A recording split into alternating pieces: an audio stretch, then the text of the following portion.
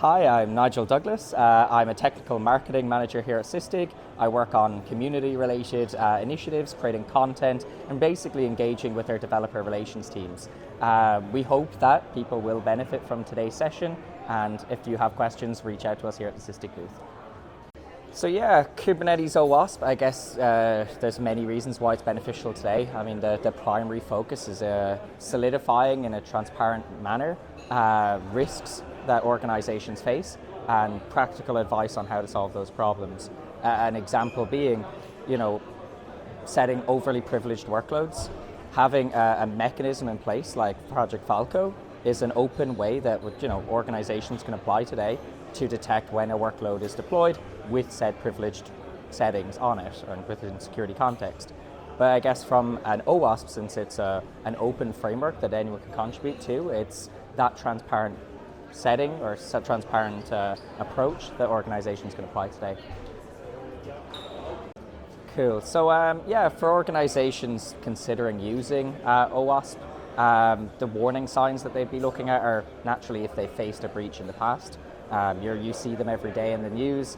I guess applying the considerations, the controls, the advice of OWASP, it doesn't mean breaches can't happen, but it certainly reduces the risk factors that apply to your company.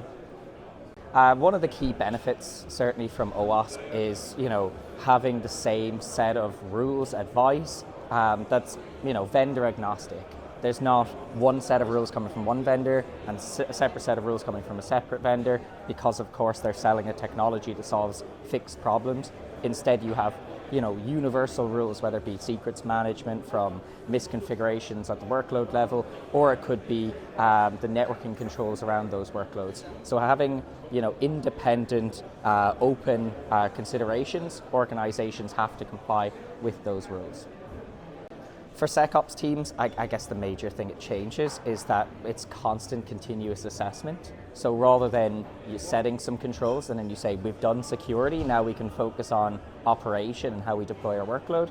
Instead, you're encouraged to have continuous logging, continuous evaluation, whether it be runtime introspection. You want to alert when misconfiguration happens, when an insecure configuration occurs, and you want to be able to take action in real time.